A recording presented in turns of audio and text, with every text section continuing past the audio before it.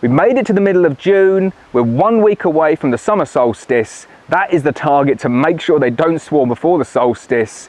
Now I'm going to do one more manipulation to break the brood up again, give the queen lots of space down in the brood area, and organise the boxes effectively so I've got boxes that are viable for honey collection. If you followed the series all the way through, you would have seen various manipulations, moving the boxes round. We're tweaking things a lot here.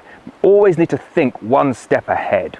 So what I'm thinking about at the moment is I'm getting to the point where we're past the solstice, we're past the longest day of the year, the bees are much less likely to swarm, so I want to get my boxes in a good configuration in order that I can collect honey in them. No point configuring things at this stage and trying to think, well, I'll switch it around again and I'll do this. It's almost too late. This is the last chance. Just about getting to the point where the bramble's opening up here. Himalayan balsam's very nearly in flower as well. They are going to be collecting honey like it's going out of fashion. And I need to make sure that any boxes that have had apivar strips in them are nowhere near honey collection zones. That's what I'm going to do in today's video. We'll do another snapshot of it, take a look, and I'll rearrange those boxes to make sure that we get them in the perfect format. I'll get my bee suit on, let's go and take a look. Right, so it probably won't surprise you, we're going to add another box into the system. This is a 14 by 12 box full of drawn comb, although you can do it with foundation, and you'd probably argue that it's better with foundation as well. This is just what I've got to hand. This is a colony that failed due to a drone laying queen. I'm reusing all of these boxes now. I'll give you a quick close-up on this box and then I'll show you what I'm going to do with it. So here's my box, standard 14 by 12. You can see it's been well used, been attacked by a badger as well. I'll pull out a couple of the frames just to show you the drone laying damage that I've got on there. Relatively minor, and the bees will sort that straight away. So as you can see, nice used combs, little bit dark, but they're fine, no problem for a brood box. So right, what are we going to do? We're going to re-perform another Demarest split. This is going to sound crazy, but you've got to remember where we are in the season. Coming towards the solstice means that we're really getting past the point where the colony wants to swarm. I know that's tempting fate, famous last words, and I'll say it and come back next week and they will have swarmed. But you've got to play the odds here. And you've got to assume that the worst part of the season is out of the way, and you're setting the colony up now for one last push to boost the numbers as big as you possibly can, and also give them the impression that they've swarmed again.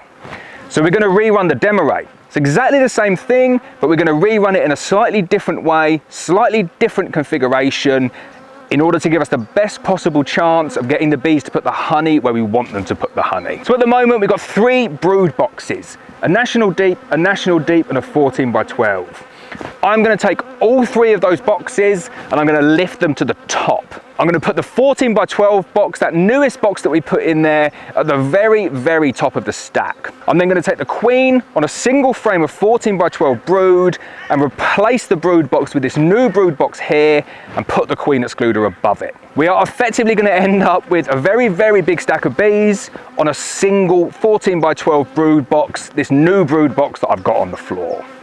As always, it sounds like a lot of work, and in this case it's going to be a lot of work, a lot of heavy lifting, but all we need to do, find the queen, rejig the boxes, come back in 7 days, make sure they're not doing emergency cells, and then really you could leave this colony, and I would say even without further inspections, the chances of them swarming are very, very low. We'll continue this series though, because I really do enjoy this series and I've got high, high hopes for this colony. Before all of that's out the window though, let's get inside, double check the queen's still there, double check they've not swarmed, see how they're getting on. So this is amazing, I literally cannot even see what's going on. I've got the extra reach of the camera here, my gimbal giving me that extra reach, but if you look up at the moment, we've got 1, 2, 3, 4 supers, and then we've got all of those brood boxes down below. Really good to see though that we've still got bees flying in that top box, and you can see we've got a few old drones that are trapped up there as well. They're coming out for their first flight. So 2 supers, really heavy, national deep, really heavy. These 2 shallows, much lighter, little bit of drawing out going on in there, not a huge amount though.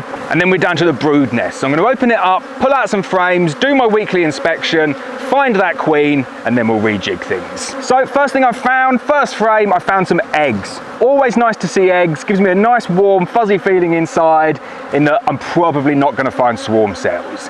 Doesn't completely rule it out, but as soon as I see eggs, I'm always really happy with the colony. So no queen in the top box. What I'm seeing is quite a lot of brood, quite a lot of eggs. And they're actually starting to backfill into this third box, which is a really good indication to me that a treble brood for them is way, way too much. I knew that anyway, but I just didn't want to give the queen any reason. And because I'm only going for one crop a year, it doesn't matter if I get that slightly wrong. This box here can work as a honey super. This one can work as a honey super. It's only that bottom box that's had the Apivar treatment that I cannot use to collect honey. So second national box complete. Just going to put this off to one side over here. Really interesting what's going on in there. Hardly any brood, hardly any eggs. Effectively a box full of bees and not much else on the frames. This is working really, really well. We are either kind of coming towards the end or have just come to the end of the June gap. Not seeing much nectar coming in, so I'm going to assume we're still in the middle of the gap, which can range around here from about, I don't know, 7 to 10 days, something like that generally. I can see open blackberry, so I know the gap is coming to an end as soon as that starts to yield. And the queen has obviously lowered the amount of eggs that she's laying. They've cleared out these boxes here for me, which I'm now going to use as supers. So she's done all of the hard work. I'm expecting this box down here to see a little bit more brood, and hopefully we can find that queen. So there's my queen. Very, very distinctive queen, this one. You know there's no cheating going on with this one. That is exactly the same queen that we clipped earlier on in the season, where she's got a wing that's a little bit too short and she's got some smeared paint on that wing as well. So I found the queen. I'm just going to get her now before she wanders off, and then we're going to put her into that new box. Really good though, no swarm cells, queen's still there. We've got them to the point where I think we're going to get them through. Right, so all I'm going to do is I'm going to take that frame, single frame with brood. It's got lots of emerging brood on here. It's got the queen on it, and I'm going to place that into my new brood box just on the floor at the moment, and then we're going to swap those boxes over. So I like to work quick now because that queen could just wander off on the floor. Highly unlikely that she will. Right, I've checked that brood box there. No signs of any swarm cells. Quite a bit of brood. Quite a lot of pollen, which is really good to see. And it means that I can cycle this box out.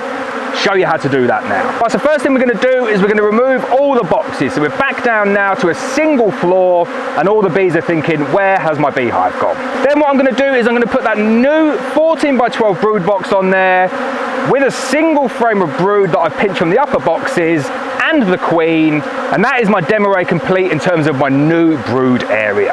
Now on the original location, I've got that brood box, I've put the queen excluder on, and then over here I've got my 3 old brood area boxes.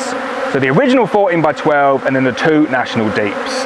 That is interspersed with eggs, with brood, no cells, and a little bit of honey. What I'm then going to do is start building everything back up, and I'm doing it in reverse order. The idea here is you want as much distance as possible between the queen, below the queen excluder, and all of her brood. That's what makes them think they've swarmed, and that's what makes them draw out emergency cells, although they don't do it every time, and I find the later on in the year you do it, the less likely they are to draw those cells out.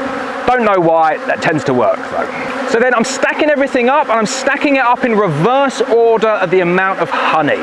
So if you've got some boxes that are empty, you want to place them on as close to the queen as possible. The idea that the bees feel they've got more space, so they're going to start drawing out that area first. Then just keep on going, adding your supers back on,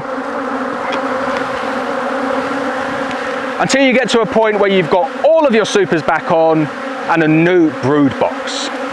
Then we're going to stack up, we're going to go really high here. You want to get the old brood boxes back onto the top, and as we said, we're looking to cycle out a box, the 14 by 12, so we're going to put that as high as we possibly can on the stack. So first off, 1 national deep, then another national deep, and then don't forget you should be 1 frame short in this new box because you've taken one out to put the queen in that new box below. So then finally you've got your original 14 by 12, and this is going to be so far out of shot, and I definitely need a step to get up there.